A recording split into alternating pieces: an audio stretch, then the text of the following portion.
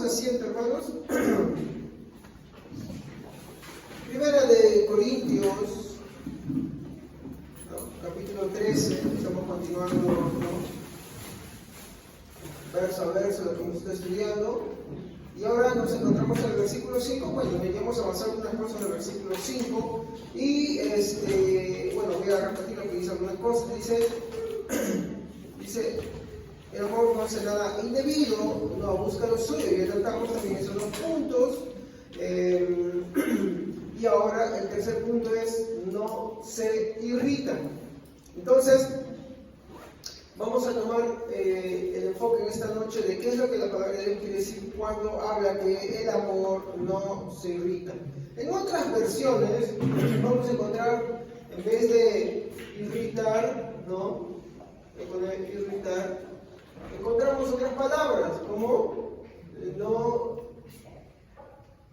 se enoja fácil. ¿Ya? Entonces, algunas versiones las van a encontrar así, ¿no? Y van a leer, dice, no, el amor no se enoja fácil, el amor no se irrita. Entonces, este sentimiento, mi hermano, de lo que nos habla básicamente es de la ira. ¿Ya? Ira, eso es lo que nos está diciendo. Entonces, ¿qué es el enojo? Así sencillamente. ¿Qué es la alegría? ¿Qué es la tristeza? ¿Qué es el enojo? Claro, son emociones, son sentimientos, ¿ok?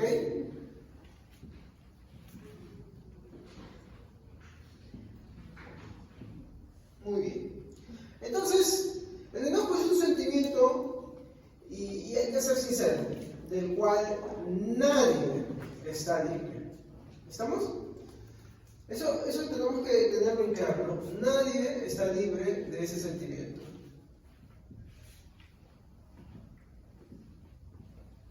Ahora, el hecho de que nadie esté libre no quiere decir que uno le va a dar rienda suelta. Porque recuerden que el texto dice, el amor no se irrita. Entonces está hablando de algo muy claro. Acá no podemos bajar el estándar que hemos estado tratando ya en muchos servicios, ¿no? Que habla de la descripción de qué es ser verdaderamente cristiano, qué es ser verdaderamente creyente. Entonces, acá tampoco podemos bajar ese estándar. Entonces, el mismo término que vamos a encontrar para entender qué es irritar, lo vamos a encontrar también en el libro de Hechos, ¿no? En el escrito de Pablo, en el capítulo 15, versículo 39. Hechos, o sea, lo mismo que vamos a encontrar en Primera de Corintios, ¿ya? 13:5, ¿ya? Lo encontramos también en Hechos 15:39.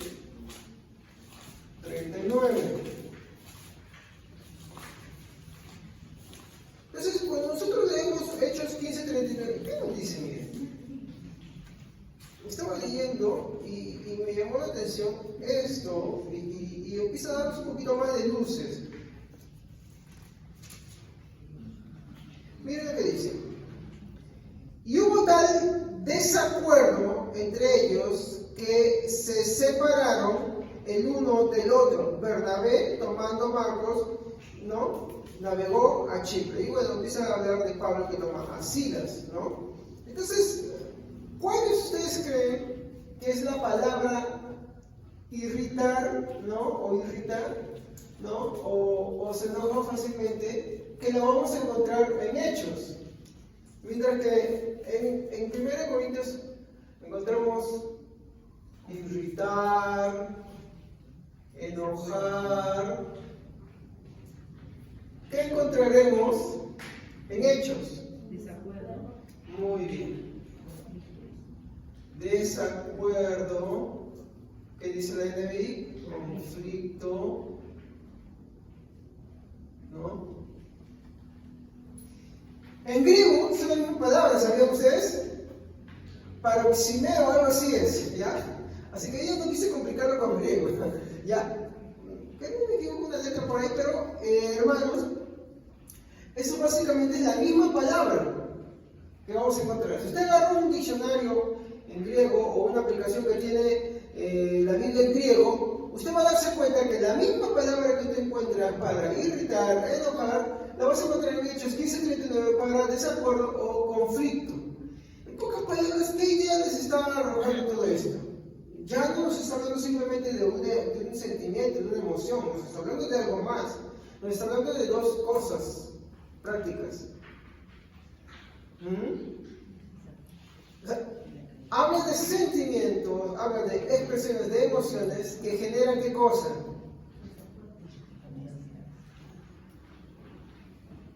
A ver. ¿Qué genera un desacuerdo? ¿Qué genera un conflicto? Vean, ustedes, ¿qué es lo que están viendo ahí en Hechos 15 que está sucediendo? Porque se separaron, genera divisiones, genera problemas. Entonces, básicamente nos está diciendo que no es simplemente una emoción sencilla, no es un sentimiento sencillo, sino que estos sentimientos van a generar disolución, van a generar conflicto, van a generar problemas. Entonces, lo que nos dice 1 Corintios 13:5 y Hechos 15:39 es que el amor no se irrita, y el irritarse en este sentido nos está diciendo que es toda expresión de emociones que van a desencadenar en divisiones, como ustedes han dicho, divisiones, ¿no? Y bueno, conflictos, problemas, eso. Vamos a continuar varios textos que nos van a hablar sobre eso, ¿ya? Continuamos para poder aclarar más de ideas. Por ejemplo, cuando nosotros hablamos de Moisés, ¿ya? ¿Qué nos dice Moisés cómo era? Por ejemplo, vayamos a ver, busquemos nuestras Biblias en Números, capítulo 12, versículo 3. Números 12:3.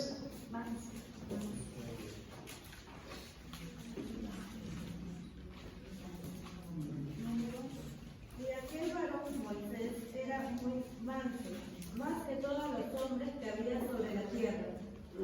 Era muy tranquilo, era muy apacible, pero sin embargo, ¿qué sucede si nosotros avanzamos unos capítulos más adelante, en el capítulo 20, en el versículo 2 al 11? Aquí pero que lea claro, fuerte, ¿no? Que lo pueda entender todo el mundo, lento, pausado. A ver.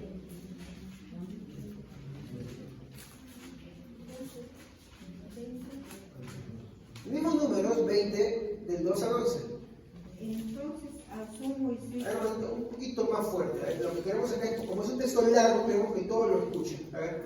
Entonces alzó Moisés su mano y golpeó la peña con su vara 2 veces. Y salieron muchas aguas, y bebió la congregación de sus bestias. Y Jehová dijo a Moisés y a Aarón: por cuanto no creísteis en mí para santificarme delante de los hijos de Israel, por tanto no meteréis esta congregación en la tierra que les he dado. Estas son las aguas de la rencilla por las cuales contendieron los hijos de Israel con Jehová, y él se santificó en ellos. ¿No? Números, capítulo 20, del versículo 2 al 11. Amén. Hubo escasez de agua dentro de la comunidad, así que toda la comunidad se amotinó contra Moisés y Aarón. La gente se enojó contra Moisés y le dijo: ojalá el Señor nos hubiera matado junto con los otros israelitas. ¿Por qué has traído a la comunidad del Señor a este desierto? ¿Es que quieres matarnos a nosotros y a nuestro ganado? ¿Por qué nos sacaste de Egipto y nos trajiste a este lugar tan terrible? En este lugar no se puede sembrar y no hay higueras, ni viñas, ni ganados, no hay ni siquiera agua para beber. Entonces Moisés y Aarón se apartaron de la comunidad y se dirigieron a la entrada de la carpa del encuentro. Allí se postraron rostro en tierra, y entonces la gloria del Señor apareció ante ellos. El Señor le dijo a Moisés: toma el bastón y ve con Aarón a reunir a toda la comunidad. Enfrente de todos, háblale a la roca, y entonces brotará agua de ella. Así harás brotar agua de la roca para que beban ellos y el ganado. Entonces Moisés tomó el bastón que estaba ante el Señor, tal como él le había ordenado. Luego Moisés y Aarón reunieron a la comunidad enfrente de la roca y Moisés les dijo: escuchen ustedes, rebeldes, ¿es que tendremos que sacarles agua de esta roca? Entonces Moisés levantó su mano y con su bastón golpeó 2 veces la roca. Enseguida comenzó a salir agua en abundancia y bebieron la comunidad y sus animales. Gracias. A ver, ¿qué pasó acá? Primero hemos leído que Moisés, de todas las personas que existían en ese entonces, era una de las personas más tranquilas, ¿ok? Pero, ¿qué sucedió? Moisés tenía a su cargo a todo un pueblo, y este pueblo tenía necesidades. Todas las cosas que tenían este pueblo se lo reclamaban a Moisés. Muy bien. Moisés va ante Dios, le dice: ¿saben qué está pasando? ¿Quieren agua? ¿Quieren esto? ¿Aquello? Y Dios le da una orden. Le dice: ve, habla a la roca y ella va a suplir su necesidad. ¿Cuál era su necesidad en ese momento? La que premiaba la sed. ¿Ok? Pero, ¿qué es lo que Moisés dice? Y él agrega, porque él obedece a Dios, pero él agrega algo. Él dice algo. Exacto. O sea, eso lo dice una persona tranquila. Él ha llamado la atención en otras ocasiones. Y cuando las ha llamado, pues ha sido muy sereno. Incluso se dice que muchas veces cuando él estaba en conflictos, se inclinaba rostro en tierra y oraba a Dios. Por eso se le conocía que era muy manso y muy tranquilo. Pero en esta ocasión lo encontraron de malas. Entonces él va, ¿no?, ante ellos, pero ya tenía una predisposición. Esa predisposición hizo que él agarrara y no solamente estuviera sintiendo esas emociones de cólera o enojo, sino que ahora las pronunciara de una manera. Y no solamente las pronunció, también ejecutó de una manera, porque Dios le dijo a él: habla a la roca. Pero en este momento, él no solamente habla a la roca, ¿no?, sino que ¿qué hace primero? Perdón, no habla a la roca, lo que hace es hablarle al pueblo y le dice: oigan, rebeldes. Estaba cansado de ellos. Dice: oigan, rebeldes. Y ¿qué hace? ¿Le habla a la roca? La golpea. ¿Dios le mandó golpear la roca? No. ¿O hablarle? Por eso es que le dice: no me santificaste delante del pueblo. Tú no me santificaste. ¿Qué quiere decir? No lo honró. No honró a Dios. Y acaba el primer punto. Nosotros como cristianos estamos llamados a honrar a Dios. Y una de las formas en las que honramos a Dios, y que es de las más difíciles y de la que nadie está libre, es la ira y el enojo. Pero, claro, como ustedes mismos bien están diciendo, pero ¿cómo? Es que la verdad, de eso se trata. De eso se trata. O sea, es una lucha fuerte. Pero no es algo que le podemos rebajar el estándar. ¿Por qué? Porque ¿cómo empezó el libro de Corintios? Empezó hablando de poemas de amor, de poemas de amor romántico entre parejas, o las expresiones de los filantrópicas en las cuales las personas dan dinero, dan su ropa, dan su vida. No. Corintios 3 está hablando de Cristo. Está hablando de cómo es Él y mostrando nosotros nuestra condición, cómo somos nosotros. Y así mismo haciendo un filtro diciendo: si yo hiciera esto, verso 1 y 2, aquello, lo otro, pero no tengo amor, nada soy, nada tengo, soy como un metal que resuena, como un símbolo que retiñe. No, está diciendo en pocas palabras que nuestra vida cristiana está arrojando una evidencia contraria. Cuando la Biblia dice ahí: nada tengo, nada soy, lo que está diciendo en pocas palabras es que tú no tienes a Cristo y no eres de Él. El problema es, y volvemos al punto principal que hemos estado sacando cada vez que agarramos un aspecto de Corintios 13, es esto: si nada tienes, si nada eres, quiere decir que tú no tienes a Cristo en el corazón. Y el problema de no tener a Cristo en el corazón, el problema de no ser de Él, mi hermano, es que tú puedes vivir tu vida muy tranquila, viviendo bajo tus propios parámetros, haciendo las cosas como tú quieres y siendo feliz en la manera que tú quieres. Y el problema es que al final de esta vida, mi hermano, un mensaje ya muy olvidado, nos espera la justicia de Dios. Y la justicia de Dios se manifiesta en lo que es el infierno. A muchos no les gusta escuchar el tema del infierno. Justo estaba viendo una portada de un libro que dice: ¿y qué pasó con el infierno?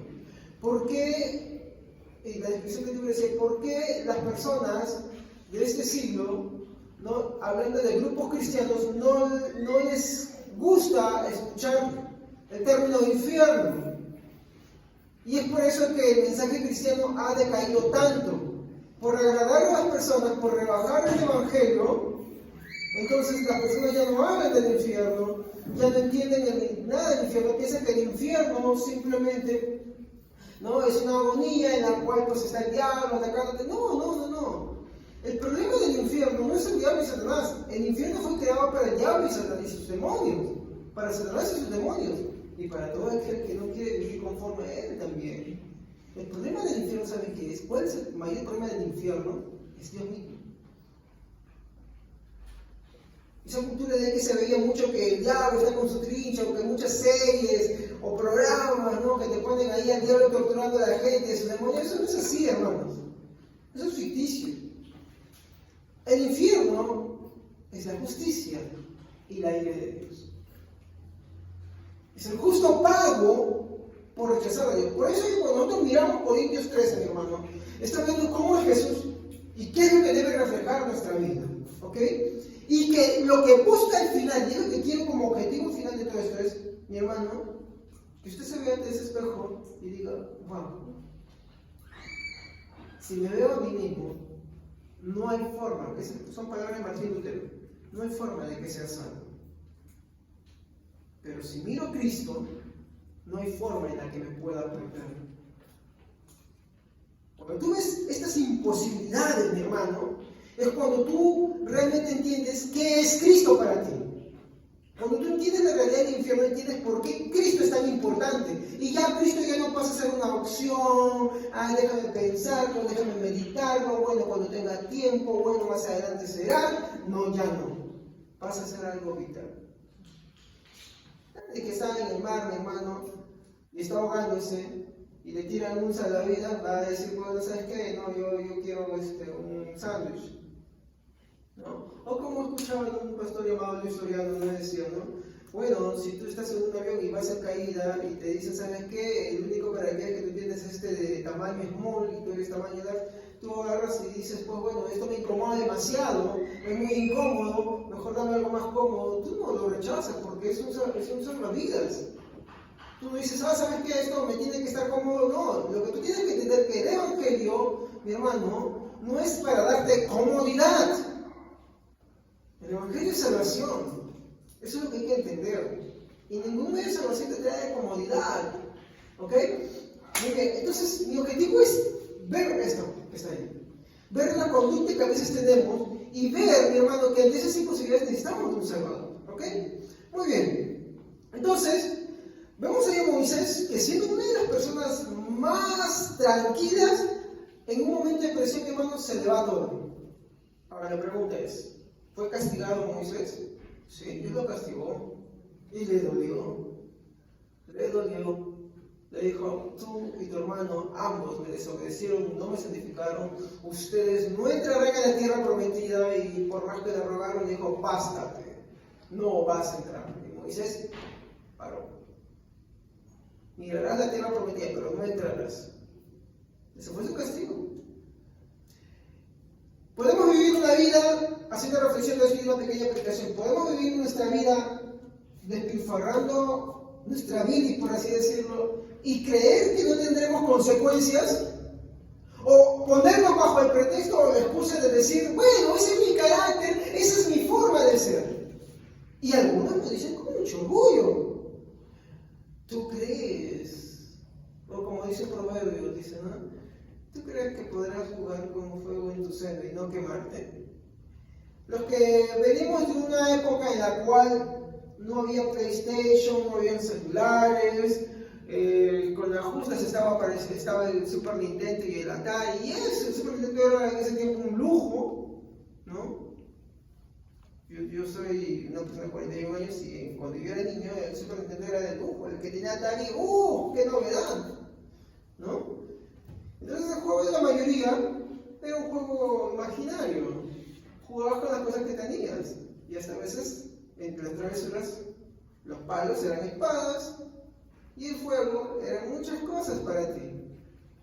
¿Y quién que no ha sido niño y que ha sido pues de los que pasan barreras de 40 años para arriba, que algunos han jugado? Díganme si jugando con fuego no se ha quemado alguna vez. ¿Sí o no? Yo me he quemado. Mi hermano se ha quemado también. ¿No? Entonces, a lo que te aplica este proverbio es que tú puedes creer que justificar una actitud en ti quedará sin una consecuencia. No, no va a quedar sin consecuencia. Te va a arrastrar sin claro. No, pero pastor, yo estoy en el evangelio. Con mayor razón. Con mayor razón. Porque Dios al hijo que ama disciplina. Al que recibe por hijo castiga. Entonces yo no quiero creer en ese. Es que Dios no está llamado a cumplir tus caprichos o tus deseos o como hace a ti. No. Dios está llamado a moldearnos. O perdón, Dios nos llama para moldearnos, para transformarnos. Muy bien, continuamos. Esto con respecto a Moisés. Entonces, acá quiero ir a un primer punto que es su naturaleza.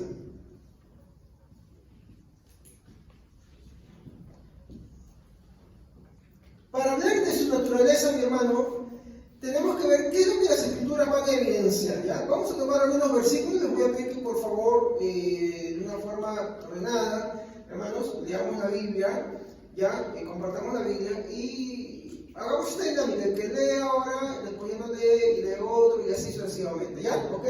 ¿Ya? Y se recita desde cero. Vamos a ver qué es lo que nos dice Levítico 19:18. Espero no haberme confundido versículos. Levítico 19:18. A ver qué dice. Amén.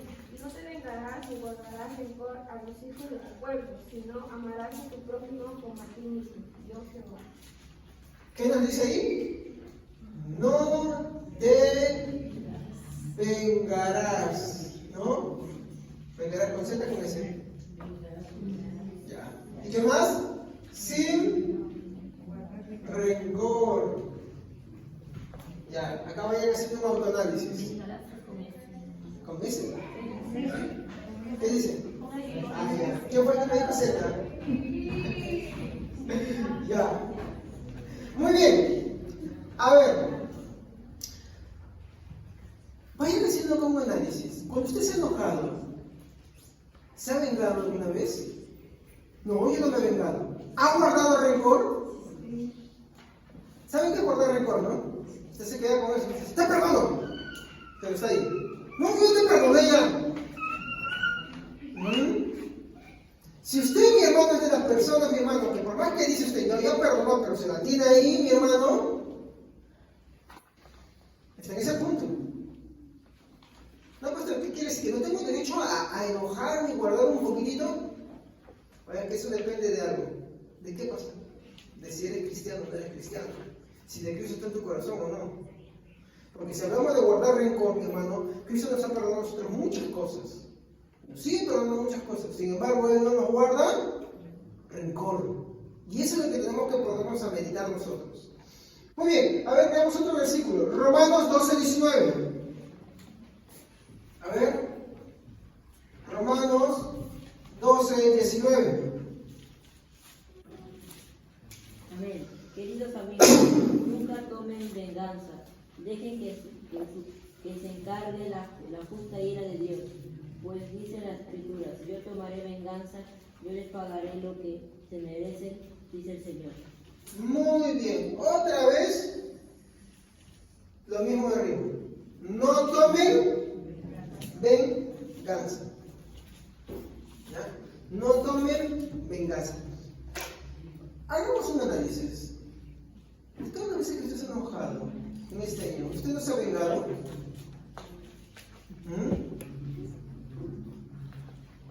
Dígame.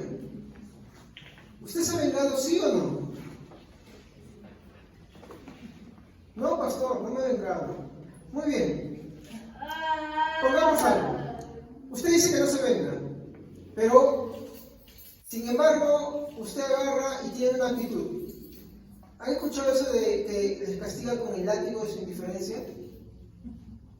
¿Sí o no?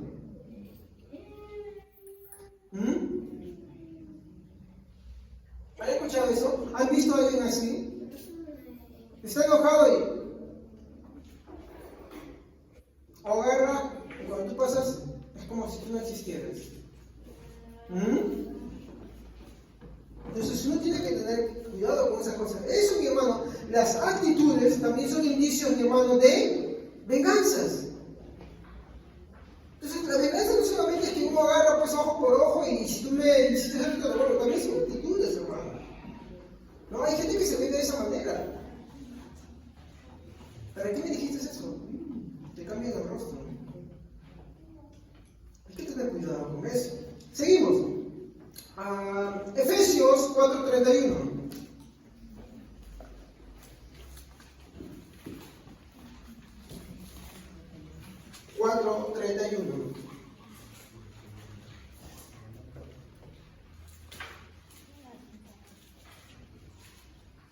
Quítense de vosotros toda amargura, enojo, ira, gritería y maledicencia, y toda malicia. Ese es más directo.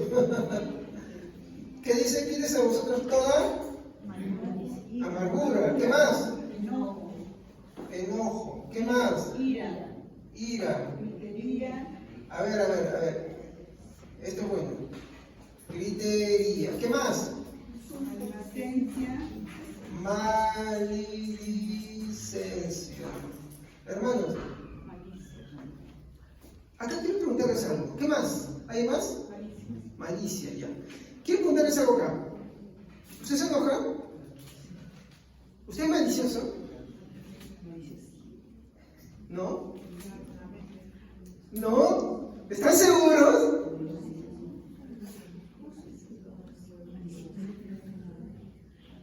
Ajá.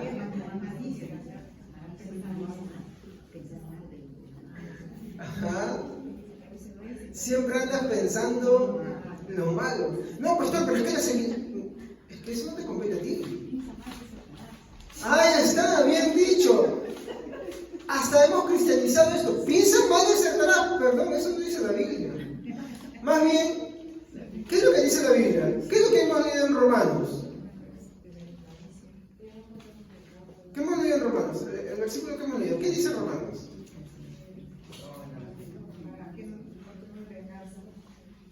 A ver, quiero leer, por favor, Romanos. Sí, Romanos, está acá, Romanos 12:19. Quítense de vosotros toda amargura, enojo, ira, gritería y malicia. Romanos. Amén. Queridos amigos, nunca tomen venganza, dejen que se encargue la justa ira de Dios, pues dicen las Escrituras, yo tomaré venganza, yo les pagaré lo que se merecen, dice el Señor. ¿Por qué la Biblia te dice que tú no debes tomar venganza? Que tú no debes ser la persona que agarre y tenga, o que se llene de enojo, o que tenga ira, o que, por ejemplo, gritería, porque hay gente que grita. Y grita porque ya ese es su hábito. O sea, ellos no hablan, ellos gritan. No es bueno, no es una costumbre, no es que es de familia, eso no es de cristianos. ¿Me entiendes? Entonces, ¿por qué te dice que tú no tienes que tener esa conducta? Porque tú puedes decir, no, pero es justo, no, es tan injusto lo que me están haciendo que lo que yo estoy expresando tiene que ser justo. ¿Cuál es la causa por la cual la Biblia te dice que tú no hagas eso? ¿Por qué? Porque no te corresponde a ti tomar ese papel. ¿A quién le corresponde? Ahora, a menos que tú no creas en Dios, entonces pues tú quieres tomar la justicia por tu propia mano. El problema es que tomas la justicia por tu propia mano y también te darás consecuencias sobre ti mismo. Vamos a poner un ejemplo bien práctico. ¿Ya? Tú estás en la calle, te pasa algo, ¿no? Por ejemplo, a mí me sucedió el otro día que estaba viniendo con mi hijito en la bicimoto, ¿ya? Y yo siempre veo por donde hay paraderos de motos que se paran peleando cada rato porque le rozó la moto, o mire, a veces ni le rozó, sino porque simplemente les hablaron y quieren pasar y se empiezan a gritar y hacen un pleito. Después viene a la municipalidad y acá nos paran votando todo el mundo, ¿ya? Pero yo soy consciente de algo. Uno, bueno, primero la actitud cristiana. Y lo segundo es que estoy transportando a un niño. Y que si yo me peleo, las cosas pueden terminar mal y perjudicar a mi siempre. Entonces, puede ser que la persona de repente está haciendo un total desconocimiento de cómo debe estar ahí, está bloqueando todo, pero me di cuenta de algo. Tú hablas con educación a alguien, pidiéndole por favor, ¿no? Y no, por favor, no, sino, amigo, por favor, para pasar, ayúdame. ¿Sabes qué he notado? Que siempre encuentras una buena respuesta y ayuda incluso. Pero anda, corre, peleate. Oye, ¿tú qué te has creído? ¿Qué? ¿Por qué me cierras el paso acá? ¿Qué te va a pasar? El consejo de la Biblia es sabio. No te pelees tú. Por más justa la razón que tú puedas ver que es de verdad eso, no te pelees tú. Porque puede ser que en una si no la cuentes. Si tú eres creyente, tú sabes que la justicia y la retribución es de Dios. Ya hablamos de cosas mayores, ¿no? De cosas que te pueden agraviar a ti tanto que uno puede decir, pero ya basta, no, ahora sí voy a reaccionar, voy a tomar la justicia. No. La Biblia te manda que dejes eso en las manos de Dios. ¿Ok? Muy bien, avanzo porque si no, no termino. Muy bien, un último texto, Colosenses 3:8.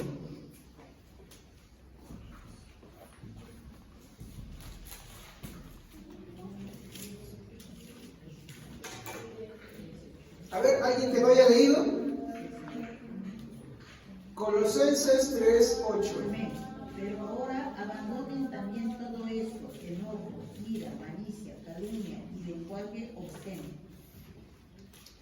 Acá encontramos dos cosas más. Calumnia y ¿cómo era esto? Lenguaje obsceno. Ya, en la versión Reina Valera, por favor, ¿no pueden leerlo? Tiene la palabrita ahí. Ira, enojo, malicia, blasfemia, palabras deshonestas de vuestra boca.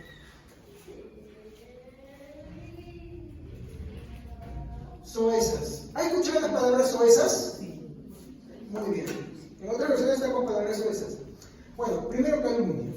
¿Qué es la calumnia, hermanos? Hablar de la persona.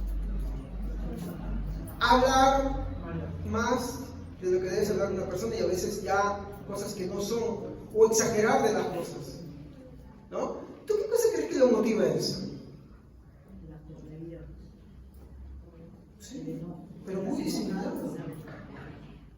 Por lo general, mire, escuché de alguien que de verdad no tenía por qué decir nada. En una ocasión hablaba de una señorita y decía, uy, yo le vi en una foto de Instagram que le etiquetaron con alguien. Y hablaba mal, muy mal. Qué triste, de verdad, porque supuestamente es cristiano. Yo lo digo porque hay que ser sinceros. Esas cosas sí se evidencian para no seguir ese ejemplo y entender que eso necesita ser corregido, hermanos. ¿Ya? Entonces, conozco también un poco la historia. Se nota que la motivación atrás es enojo. Es enojo. Justificado y justificado no me compete a mí. Pero ¿qué dice la Biblia? No te vengarás. No te vengarás. Justo e injusto, no te vengarás. El problema es que hoy existe una gran cantidad de población cristiana, mi hermano, que toma la justicia por sus manos. Se olvida de su cristianismo. Yo sé que tener en cuenta. Eso no es una actitud cristiana buena. Básicamente, mi hermano, ¿qué es lo que encontramos sobre la naturaleza del enojo, la ira o la irritabilidad? ¿Qué es lo que encontramos? Son dos cosas. Su mala voluntad y su venganza. ¿Qué es una mala voluntad, hermanos? A ver. ¿Qué es tener, por ejemplo, mala voluntad? A ver, vamos a tomar ahí yo le tengo mala voluntad a Daniel. ¿Qué es tenerle mala voluntad a ella, por ejemplo? A digamos yo, agarre un momento. Por ejemplo, ya, el hermano Javier tiene mala voluntad contra Vania. Entonces, si yo le tengo mala voluntad contra Vania, ¿qué es lo que yo debería, o qué es lo que no debería de hacer? ¿Cómo manifiesto la mala voluntad? ¿Ah?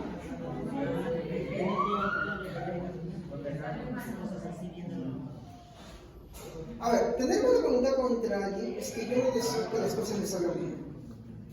No sé si me dejo entender. Desearle mal. Tal vez no le digo nada. Tal vez yo no hago nada, pero tengo una mala voluntad con ella. Puede ser que lo exprese en algún momento.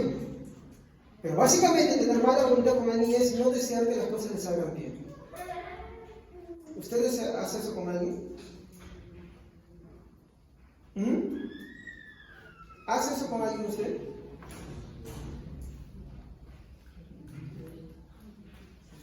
Ve a alguien que de repente le va bien las cosas y...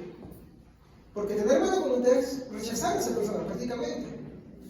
Pero también sucede, mi hermano, esto, y eso es más grave, cuando sucede esto dentro de la iglesia. Ojo, no estoy diciendo que también eso uno deba sentir con los de afuera, no. No. Con los que no son cristianos usted tampoco puede tener mala voluntad. De hecho, está mi hermano, bueno, hace unos días terminamos un devocional con mi esposa de un libro que se llama Ministerios de Misericordia, ¿no? Y trata mucho de cómo es que el cristiano tiene que entender de que tiene que hacer misericordia con este mundo. No quiere decir que el hacer misericordia pues vaya a ser que ellos se salven, no. El que salve es el Señor, pero estamos llamados a hacer misericordia porque mi hermano, nosotros de esa manera damos a conocer cómo es el carácter de Cristo. Cuando nosotros hacemos misericordia, mi hermano, ¿qué pasa? Mostramos un mal testimonio. ¿Me dejan entender? Entonces, es triste que a veces haya muchos cristianos, mi hermano, que tengan muy mala voluntad. No solamente con los que están dentro de la fe, sino con los que están fuera de la fe. Y uno no puede eso. No tiene que, mi hermano, como dice la Biblia, alegrarse, ¿no? Gozarse con los que se gozan y llorar con los que lloran. Pero no tener mala voluntad. ¿Ok? Muy bien. Bueno, ¿y qué es la venganza? ¿No? Es la respuesta cuando alguien te ha hecho un daño, ¿no? Y tú prácticamente agarras y, bueno, reaccionas con la misma ofensa o haciendo un daño físico. Y eso tampoco, mi hermano, es de cristianos. Aquí hay un segundo punto que quiero tratar, mi hermano, y es que el enojo, mi hermano, cuando se expresa, mi hermano, porque hay que entender que dice, ¿no? La Biblia dice, airaos, pero no pequéis. ¿Qué quiere decir? ¿Que hay una forma de airarse sin pecar? Sí. Pero la falta de control, mi hermano, del enojo, de la ira, mi hermano, es, mi hermano, una conducta anticristiana. Es una conducta, mi hermano, que no está de acuerdo a la doctrina cristiana. Y esto, mi hermano, por ejemplo, podemos verlo, un claro ejemplo en el Evangelio de Mateo 5:22. Vayamos a Mateo 5:22.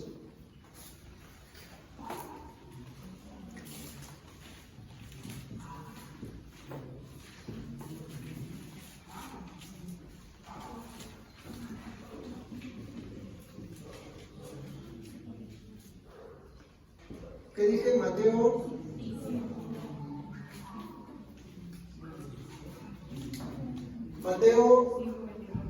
5:20. ¿Quién lo encontró, por favor? ¿Alguien que no haya leído de preferencia? Amén. Pero yo les digo que todo aquel que esté enojado con su hermano será culpable ante la corte. Cualquiera que diga insensato a su hermano será culpable ante la Corte Suprema. Sí. Y cualquiera que diga idiota será merecedor del infierno. Fatuo, esto es en la Reina Valera, necio. Ya aunque la hermana ha dicho algunas cosas, ¿eh? Mire, cualquiera que llame a su hermano fatuo, necio, en otra refiere dice idiota, ¿no? ¿Saben qué es, en el diccionario de la Real Lengua de la Academia Española, qué es fatuo?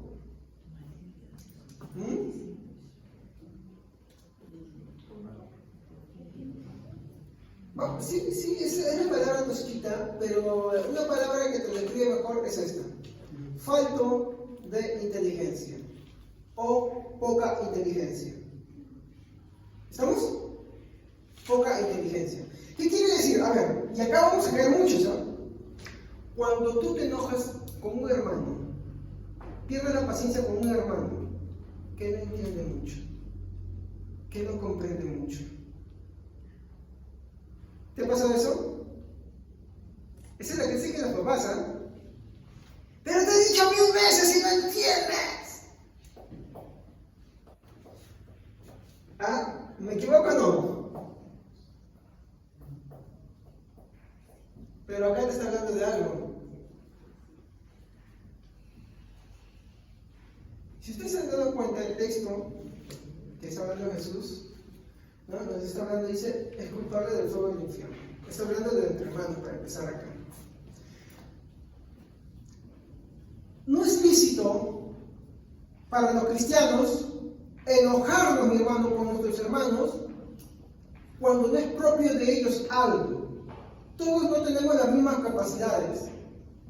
Por ejemplo, ustedes saben, por ejemplo, mi hijito que está ahorita acá, mi hijito es autista, hay cosas que él no entiende. ¿Comprende? O por ejemplo, cuando tú tienes hijos de diferentes edades, ¿a quién le exiges más? ¿Por qué? Porque comprende más. Porque comprende más. ¿Y el menor por qué no tanto? Porque recién está ahí. Porque recién está aprendiendo, tiene poca comprensión, pero está en su proceso, ¿no? Pero también entre personas mayores de la misma edad, no todos tenemos el mismo nivel. Hay gente que entiende más y gente que no entendemos tanto. ¿O me equivoco? Es verdad.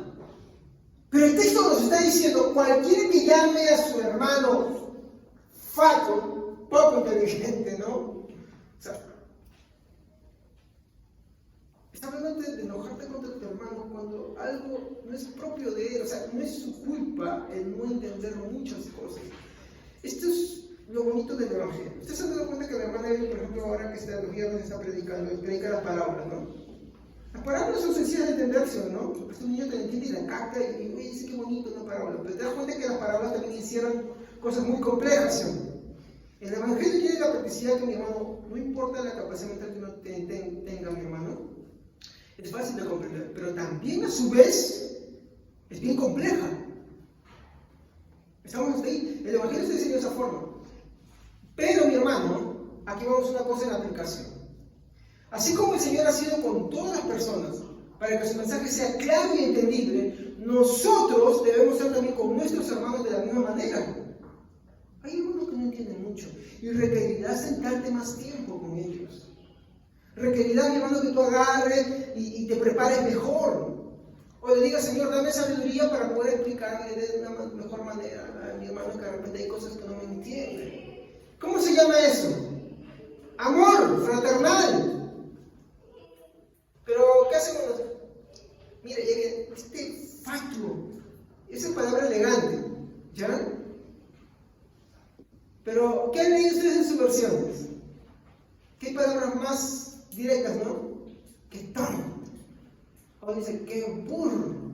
¿Sí o no? Y algunos agarran y se dicen, no se quedan con eso, pensando, no, es que yo soy una burra, yo soy un burro. ¿Qué hacen con eso, sí o no? Yo he escuchado a gente que es así. ¿Por qué? Porque ya lo han dicho toda su vida.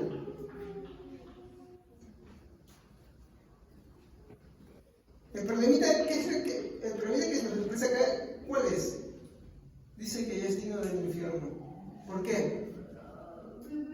Porque en su corazón solamente tiene enojo, ira, y aunque de repente no le llevó a cosas mayores, eso es lo que expresa con su hermano. No le tiene misericordia, no le tiene amor, no le tiene piedad. Eso es lo contrario del amor. Pues dice, el amor no se irrita. Voy a decir en palabras de un pastor que escuché decir. Cuando dice el amor no es aquello, no es lo otro, no es esto, no está diciendo que Javier nos irrita. que Herminia no se enoja, que Daniela no tiene ira. No está diciendo, nos está diciendo que Jesús nos irrita. Y nos está diciendo cómo es que nosotros deberíamos de ser. ¿Okay? Nos está llamando la atención. Nos está diciendo en pocas palabras, y eso quiero que me quede claro, que nos avergoncemos de nuestra actitud. Porque muchas veces nos sentimos orgullosos. ¿Cuánto a veces una persona que le ha llamado la atención a alguien de repente porque no te entiende mucho, ¿no? Se siente, ¿no?, con aire de seguridad y dice, estos... Ay. O se ensalza a sí mismo diciendo, mi capacidad de entendimiento es mayor. ¿Me equivoco o no? ¿Cómo se llama eso? Soberbia, altivez. El amor no se cree nada de eso. ¿Ok? Seguimos. Necio. ¿Qué es un necio? Sí, pero hay un significado más. Ignorante. ¿Y qué es la ignorancia? Es cuando tú desconoces algo. Es cuando tú no tienes la paciencia de explicar algo. A mí me pasaba algo que no voy a decir quién era, ¿ya? Pero cuando yo era chiquito tenía un programa de matemáticas. Hasta ahorita lo sigo teniendo todavía. Yo recurro mucho a la calculadora. Pero los que son de mis años saben que tanto en el colegio como en casa, ¿cómo te enseñaban la multiplicación y la suma y la resta? ¿Cantando seguros? Esos han sido colegios particulares, creo, ¿ah? A regazo, palazo, ¿sí o no? A ver, ¿cuánto es esto más esto? Y si no, ¡pum! O cuando eras chiquito te decían, a ver, suma 5 más 4. Y contabas un montón, ¿cuánto 5? 9. 5 más 6, no tengo dedos. Y que venía, ¡plam! ¿Sí o no? 8 más 7, te falta el dedo, ya entro en crisis. Hermano, ignorar simplemente desconocer algo. No lo tomamos por el lado del insulto que a veces me digo, ¿qué ignorante? No. Esa es la actitud mala, hermano. Pero todos somos ignorantes de algo. Por ejemplo, hace poco descubrí que soy totalmente un completo ignorante en lo que es conducir. Estoy empezando. Por eso todas las que suben cuando yo no dejo van orando a Dios. ¿Ya? Creo que me ayuda para predicarles. Sé que me van a estar muy atentos. Bueno, volviendo al punto. Todos somos ignorantes en algo porque todos desconocemos siempre algo. ¿Estamos?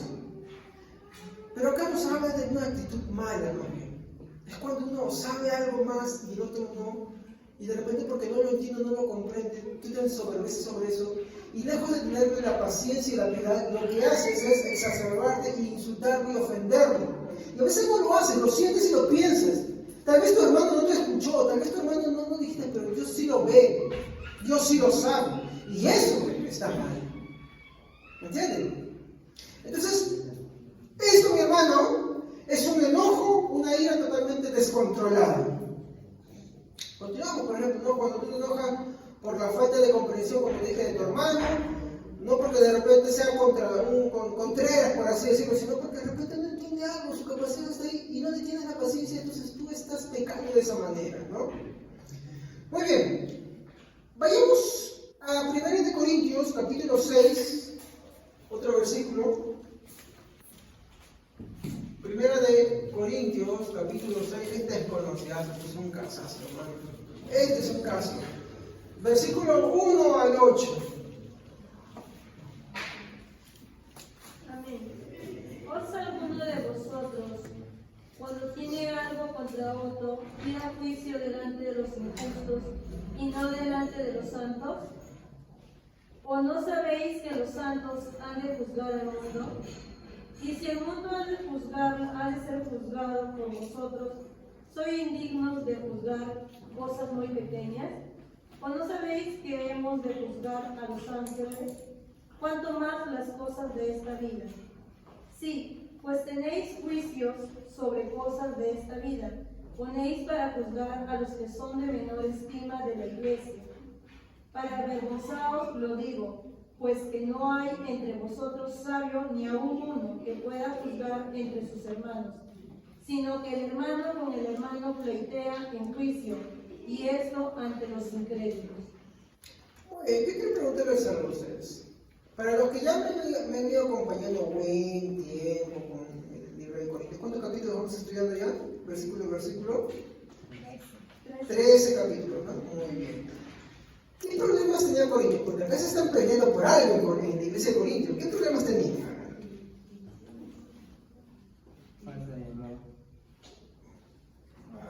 De hecho, el problema era la falta de amor, pero la falta de amor se evidenciaba en ciertas cosas. Ya. Disputas, pero ¿por qué? Soy mayor. Ya. Por ahí. ¿Qué más? Dinero. ¿Qué más? Había algo más. Uno de los pecados más fuertes. Incesto. ¿Qué es el incesto, hermanos? Resulta que un hombre se había metido, había tomado como mujer a la mujer de su padre, o sea, a su madrastra. Eso es incesto, pues. ¿Ya? ¿Qué más había? Fornicación. Nos cansamos con los corintios, ya no seguimos más. ¿Ya? Nos cansamos con los corintios. Todos estos problemas, mi hermano, por decir que había muchos más, ¿a dónde lo llevaban los corintios? Para resolverlo. ¿A dónde querían? O sea, había un problema de soy mayor, tengo más dinero, tengo tanto dinero, había problemas sexuales y todo eso. ¿A dónde lo llevaban, hermano? ¿Y saben qué pasa hoy en día? ¿A un juez? ¿Usted ha escuchado los famosos escándalos que suceden en las iglesias? ¿Sí o no? Y que el mundo hace ñicos del cristianismo. ¿Sí o no? Lo sacan y dicen, uy, sí, en esta iglesia, esto, aquello, otro, en esta iglesia. Ni en la iglesia católica, apostólica, romana se sabe de eso, ¿no? Vamos a un punto acá. Estas cosas suceden, hermano, para evidenciar la falta de conversión, tanto del lado del que comete la falta, como también del que ha sido agraviado, ¿ok? Del que comete la falta, porque no entiende que no puede agraviar en nada a sus hermanos. Y del agraviado, ¿por qué? Porque toma venganza, porque guarda rencor. En pocas palabras, ¿qué está demostrando? Que tanto el uno como el otro, ninguno está convertido. Ese tipo de personas son las que llevan estos problemas ante los incrédulos. ¿Y defraudan a quién?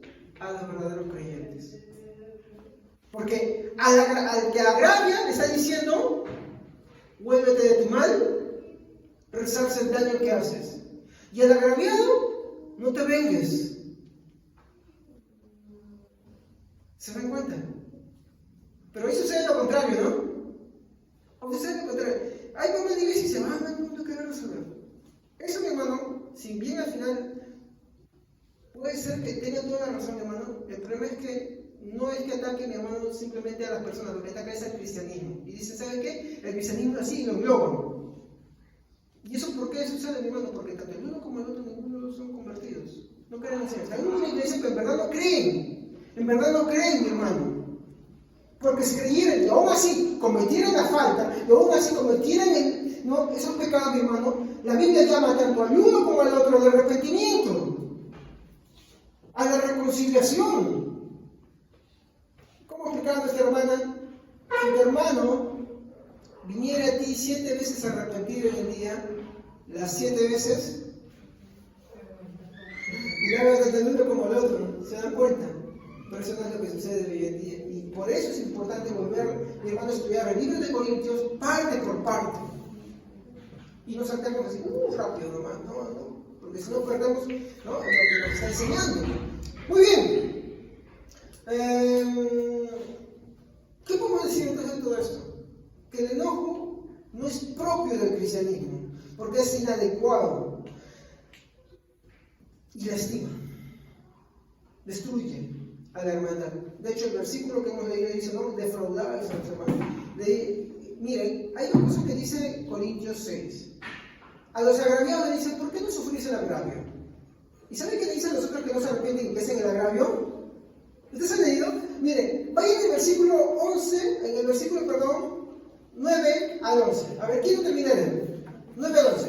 Este ya le dice a aquellos que están agraviando, mientras que a los agraviados le dice, ¿por qué no sufrís el agravio más bien? El ser defraudados. Ahora miren lo que le dice a aquellos que hacen el agravio y no se arrepienten. Miren lo que le dice. A ver, leando, versículos 9, 10 y 11.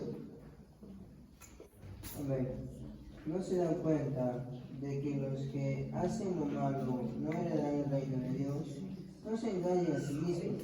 Los que se entregan al pecado sexual o rinden culto a ídolos, o cometen adulterio, o son prostitutos, o practican la homosexualidad, o son ladrones, o avaros, o borrachos, o insultan, o estafan a la gente, ninguno de esos heredará el reino de Dios. Algunos de ustedes antes eran así, pero fueron limpiados, fueron hechos santos, fueron hechos justos ante Dios al invocar el nombre de Jesucristo y por el Espíritu de nuestro Dios. Muy bien. ¿Qué vemos acá? Los injustos no heredarán el reino de Dios. Santificación de parte de Dios. Al agraviado le dice, sufre el agravio. Y al agresor le dice, no te engañes. Le está llamando al arrepentimiento tanto al uno como al otro, ¿se dan cuenta? Es completo. Ahora, eso es, mi hermano, eso es lo que tenemos que volver todos acá. ¿Por qué? Porque aún seguimos en este mundo, somos pecadores, muchas veces fallamos, muchas veces agraviamos y otras veces nos agravian. Y el problema es que a veces agraviamos y no nos damos cuenta y no pedimos perdón ni a Dios ni a nuestros hermanos, y a veces somos agraviados y guardamos rencor y queremos vengarnos.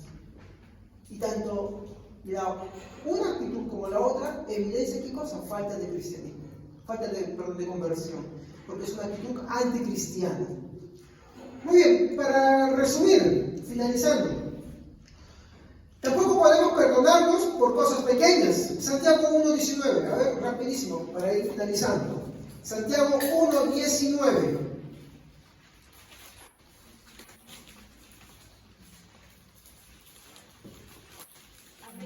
Por eso, mis amados hermanos, todo hombre sea pronto para oír, tardo para hablar, tardo para airarse. ¿Sí o no? Piensa primero lo que vas a hablar, piénsalo 2 veces, piénsalo 3 veces y sé tardo para airarte. ¿Ok? ¿Ah? Santiago 1:19. Muy bien. Proverbios 14:17. Está después de Salmos. Proverbios 14:17. ¿Qué dice? Sí, lo tienes ahí. Amén. Los que se enojan fácilmente cometen locuras, y los que maquinan maldad son odiados. Los que se enojan fácilmente cometen locuras. Por eso no hay que irritarnos, no hay que enojarnos, no hay que vivir así. ¿Y cómo nos damos cuenta que es mala? ¿Por qué? Porque esta va a desencadenar en divisiones, en desacuerdos y en conflictos. Entonces, ¿qué quiere decir? ¿Que nunca me puedo enojar? No he dicho eso.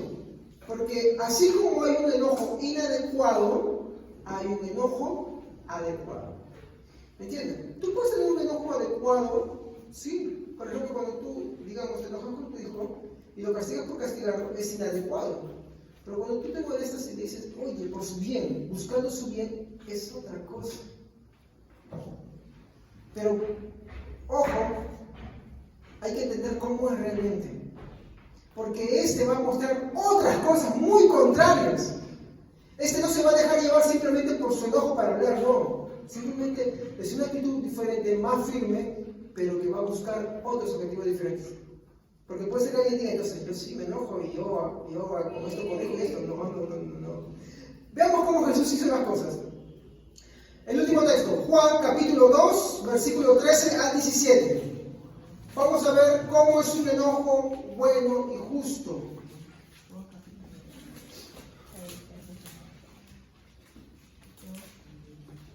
Juan 2, 13 al 17. Capítulo 2, versículo 13 al 17. Vamos a verlo en la persona que mejor lo expresó. Amén. Estaba cerca la Pascua de los judíos, y subió Jesús a Jerusalén, y halló en el templo a los que vendían bueyes, ovejas y palomas, y a los que cambiaban allí sentados, y a los cambistas allí sentados. Y haciendo un azote de cuerdas, echó fuera del templo a todos, y las ovejas y los bueyes, y los esparció las monedas de los cambistas, y volcó las mesas, y dijo a los que vendían palomas: quitad de aquí esto, y no hagáis de la casa de mi padre casa de mercado. Entonces se acordaron sus discípulos lo que está escrito: el celo de tu casa me consume. Cuando el enojo es justo, cuando su fin es santo y busca el bien. ¿Puede hacer eso? Es bien difícil, ¿eh? Porque se mezclan. Pero Jesús sí lo expresó. ¿Y cómo lo expresó? Porque ¿qué habían hecho de la casa del Señor? ¿Él buscaba el mal de ellos? No. ¿Por qué? Porque todo el mercado que habían hecho impedía que la gente de verdad viniera a adorar a Dios. Eso es lo que pasaba. ¿Qué más buscan? Buscan la unidad. Un enojo bueno y justo nunca va a buscar la separación, la división, el desacuerdo. No, va a buscar la unidad. Eso es bueno. Ahora, hay una advertencia y es la final. Y esto se lo dejo para que lo vean en casa, memorícenlo. Efesios 4:26. Esa es la advertencia. Efesios 4:26. ¿Y saben qué es? Este es el famoso texto que dice: airaos, pero no pequéis. No se ponga el sol sobre vuestro enojo. ¿Puedo tener incluso un enojo bueno y justo? Y aún así, si pudieras tenerlo, no puede durar hasta que eso se ponga. Voy a esperar hasta el último minuto de las 7 o no sé, para que se vaya siempre a estar enojado. No. ¿Qué quiere decir esto? Que no puede durar. Tú ves, por ejemplo, Jesús. Jesús hizo esto y continuó así todo el día. ¿Qué hizo inmediatamente? Empezó a enseñar en el templo. Y la gente venía y no sigue molesto.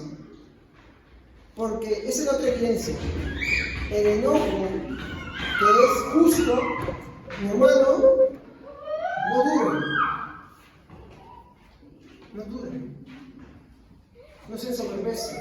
No se crea. Amén, hermanos. Vamos a ponernos de pie, vamos a orar. Padre Santo, te doy gracias por esta noche que nos has concedido. Te pido, Señor, que tú nos ayudes a entender estos temas, Señor. Ayúdanos, Señor, a practicar, Señor, el amor, la piedad. Señor, ayúdanos, Señor, en este problema que tenemos muchas veces. ¿Cuándo escapamos? Que se enojo, la ira, Señor. Ayúdanos a no tener esas cosas, Señor, sino mirar siempre a ti. Y aun cuando vamos a cosas de nuestra vida, es ir a ti, Señor, en arrepentimiento. Ayúdanos, Señor, a reconocer siempre nuestras carencias, Señor, nuestra impotencia, Señor. Ayúdanos, Padre Santo, a poder agarrar, Señor, y ser conscientes y reflexionar. Y cuando veamos estas cosas, acudir a ti. Ayúdanos, Señor, a ser fieles a ti, Señor, siempre viendo tu perfecto carácter. Señor, que esta lección que hemos dado en esta noche se quede en nuestros corazones. Te lo ruego en el nombre de Jesús. Amén.